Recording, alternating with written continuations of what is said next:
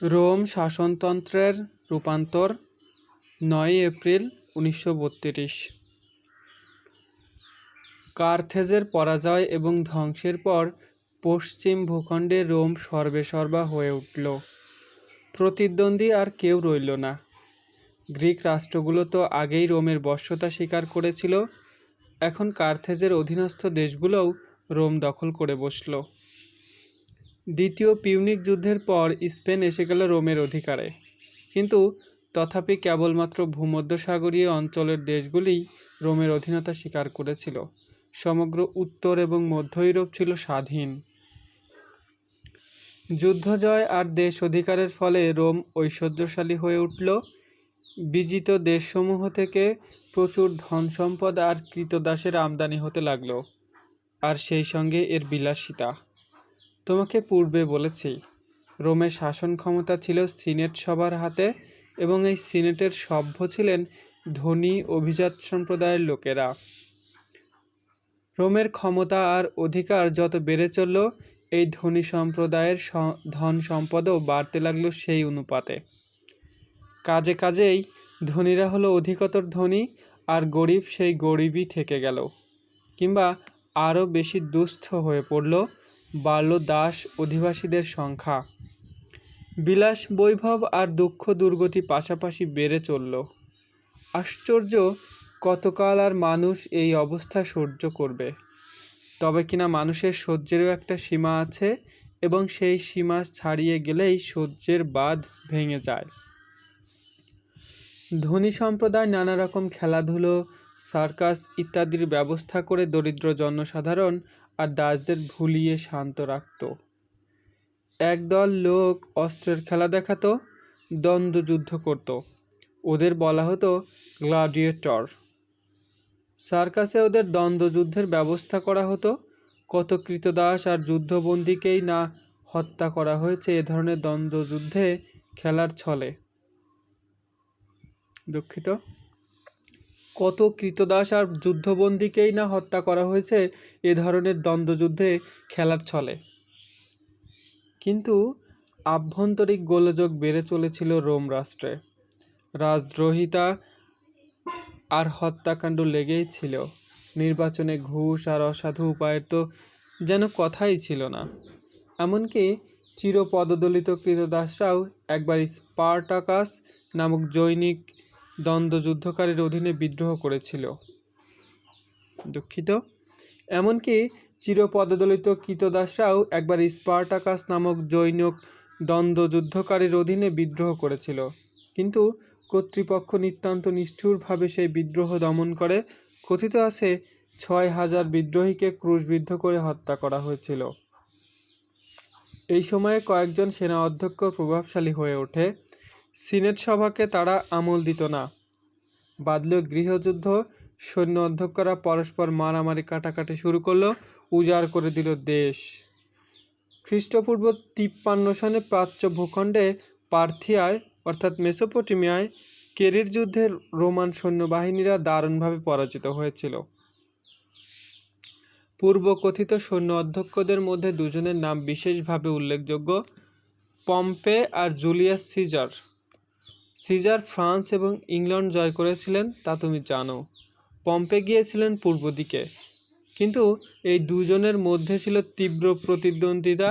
একে অন্যকে সহ্য করতে পারতেন না, আর উভয়েই ছিলেন ক্ষমতা অভিলাষী। সিনেট সভা আড়ালে পড়ে গেল, কেউ বড় একটা মানে না। সিজার পম্পেকে পরাস্ত করে রোম রাষ্ট্রে সর্বেসর্বা হয়ে উঠলেন, কিন্তু রোমে শাসন ব্যবস্থা ছিল সাধারণতান্ত্রিক, তাই সরকারিভাবে সকল ব্যাপারে তিনি ক্ষমতা লাভ করতে পারলেন না। তাকে রোমের রাজা কিংবা সম্রাট করার চেষ্টা হলো। তিনিও সম্রাট হতে চেয়েছিলেন, কিন্তু বাদল বহুকাল প্রচলিত শাসন প্রথায়। সত্যি বলতে কি, ওই শাসন ব্যবস্থার অন্যান্যরা ছুরিকাঘাতে সিজারকে হত্যা করেছিল। দুঃখিত, সত্যি বলতে কি, ওই শাসন ব্যবস্থার চিরাচরিত প্রথাকে অমান্য করবার ক্ষমতা তার ছিল না। যাই হোক, শেষ পর্যন্ত ব্রুটাস এবং অন্যান্যরা ছুরিকাঘাতে সিজারকে হত্যা করেছিল। শেক্সপিয়রের জুলিয়াস সিজার নাটকে এই দৃশ্যটির বর্ণনা আছে, তুমি নিশ্চয়ই তা পড়েছ। খ্রিস্টপূর্ব 44 সনে সিজারকে হত্যা করা হয়েছিল। সিজারের মৃত্যু হলো বটে, কিন্তু প্রজাতন্ত্রকে বাঁচিয়ে রাখা গেল না। সিজারের হত্যার প্রতিশোধ নিয়েছিলেন তার পোষ্যপুত্র অক্টেভিয়ান আর বন্ধু মার্ক অ্যান্টনি। আবার সৃষ্ট হলো সেই রাজপদ। অক্টেভিয়ান হলেন রাষ্ট্রের প্রধান ব্যক্তি।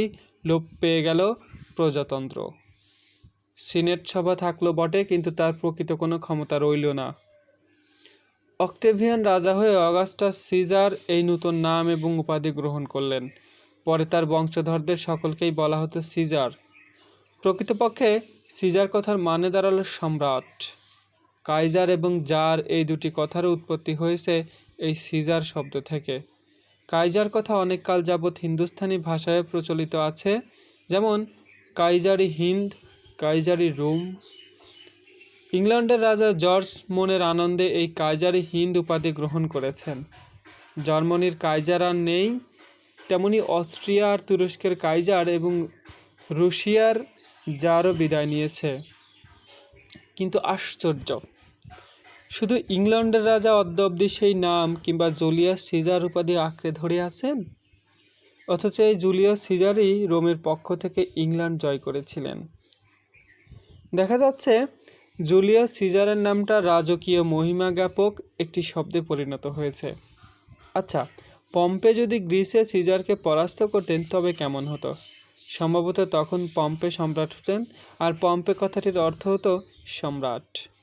জার্মানির কাইজারের পরিবর্তে আমরা পেতাম জার্মানির পম্পে, এবং এমনকি রাজা জর্জি হয়তো বা উপাধি নিতেন পম্পেই হিন্দ। রোম রাষ্ট্রের যখন এইসব পরিবর্তন ঘটছে, প্রজাতন্ত্র পরিণত হচ্ছে সাম্রাজ্যে, তখন মিশরে ছিল এক নারী, নাম ক্লিওপেট্রা। সৌন্দর্যের জন্য ইতিহাসে এর নাম থেকে গেছে। কখনো কখনো গুটিকতক স্ত্রীলোক তাদের দৈহিক সৌন্দর্যের জোরে ইতিহাসের মোড় ফিরিয়ে দিয়েছে। ক্লিওপেট্রা ছিল তাদেরই একজন, যদিও সম্ভ্রম কিংবা প্রতিষ্ঠার দাবি তার তেমন ছিল না। জুলিয়াস সিজার যখন মিশরে যান তখন ক্লিওপেট্রা বালিকা মাত্র। পরে অবশ্য মার্ক অ্যান্টনির সঙ্গে তার বন্ধুত্ব জন্মে, কিন্তু তাতে অ্যান্টনির কিছু ভালো হয়নি। বস্তুত এক নৌযুদ্ধে ক্লিওপেট্রা তার সঙ্গে বিশ্বাসঘাতকতা করে নিজের জাহাজ নিয়ে সরে পড়েছিল। মিশর পরিদর্শনের পর থেকে সিজার সম্ভবত নিজেকে রাজা কিংবা সম্রাট বলে ভাবতে শুরু করেছিলেন। মিশরের শাসন ব্যবস্থায় ছিল রাজতন্ত্র, প্রজাতন্ত্র নয়। শাসনকর্তা কেবলমাত্র সর্বেসর্বাই ছিলেন না, তাকে দেবতা বলে মানা হতো। এই ছিল প্রাচীন মিশরীয় রীতি। আলেকজান্ডারের মৃত্যুর পর মিশরের শাসনভার গেল গ্রিক টলেমিদের হাতে। ওরা অনেকাংশে মিশরীয় মতবাদ, রীতিনীতি ইত্যাদি গ্রহণ করেছিল। ক্লিওপেট্রা ওই টলেমি বংশের মেয়ে, সুতরাং সে ছিল একজন গ্রিক নারী। শাসনকর্তাকে দেবতারূপে মানার মনোবৃত্তিটা রোমও গ্রহণ করল। এতে ক্লিওপেট্রার কোনো হাত ছিল কি না সঠিক বলা যায় না। এমনকি জুলিয়াস সিজারের জীবনদশাতেই তার প্রতিমূর্তি গড়ে পূজা করা হলো। দেখতে পাবে পরবর্তীকালে এটা রোমান সম্রাটগণের নিকট একটা প্রথায় দাঁড়িয়ে গিয়েছিল। রোমের ইতিহাসের একটা সন্ধিক্ষণে এসে আমরা পৌঁছেছি। প্রজাতন্ত্রের তখন অন্তর্দশা। অক্টেভিয়ান খ্রিস্টীয় 27 সনে রাজা হলেন। উপাধি নিলে অগাস্টাস সিজার। রোম সাম্রাজ্য ও তার সম্রাটদের কাহিনী পড়ে বলবো, প্রজাতন্ত্রের শেষ আমলে রোমের অধীন রাজ্যগুলোর অবস্থাটা আগে আলোচনা করা যাক। ইতালি তো রোমের অধীনে ছিলই, আর ছিল পাশ্চাত্যের স্পেন এবং গল অর্থাৎ ফ্রান্স, এই দুটি দেশ। পূর্ব দিকে গ্রিস আর এশিয়া মাইনর রোমের অধিকারে ছিল। এশিয়া মাইনরে গ্রিক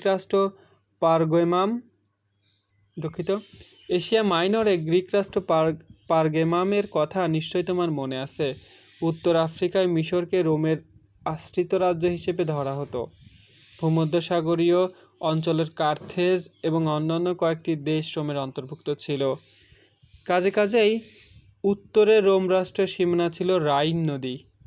জার্মানি, রাশিয়া, উত্তর ও মধ্য ইউরোপ এবং মেসোপটেমিয়ার পূর্ব দিকের সমস্ত দেশ ও জাতি রোম রাষ্ট্রের সীমানার বাইরে ছিল।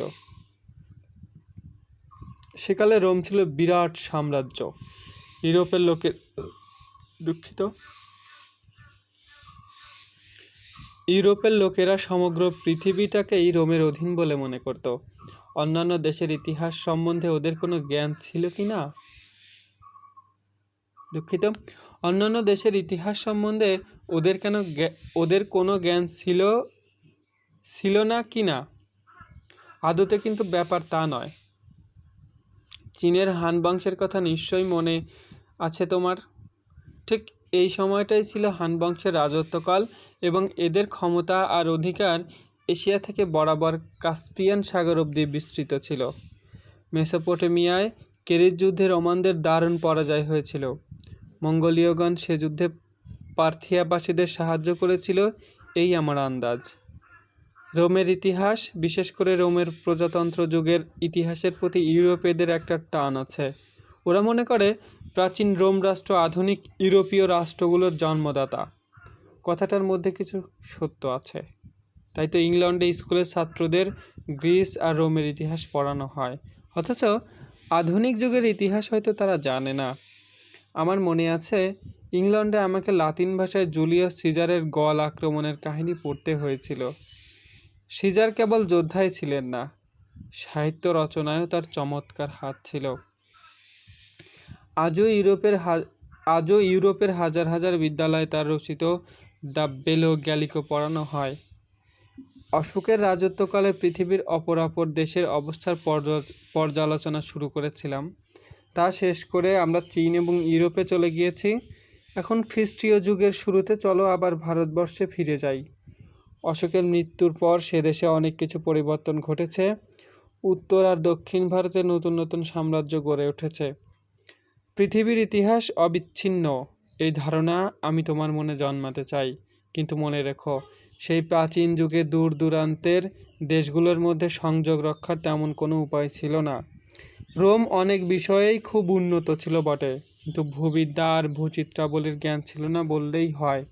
শেখবার চেষ্টাও করেননি।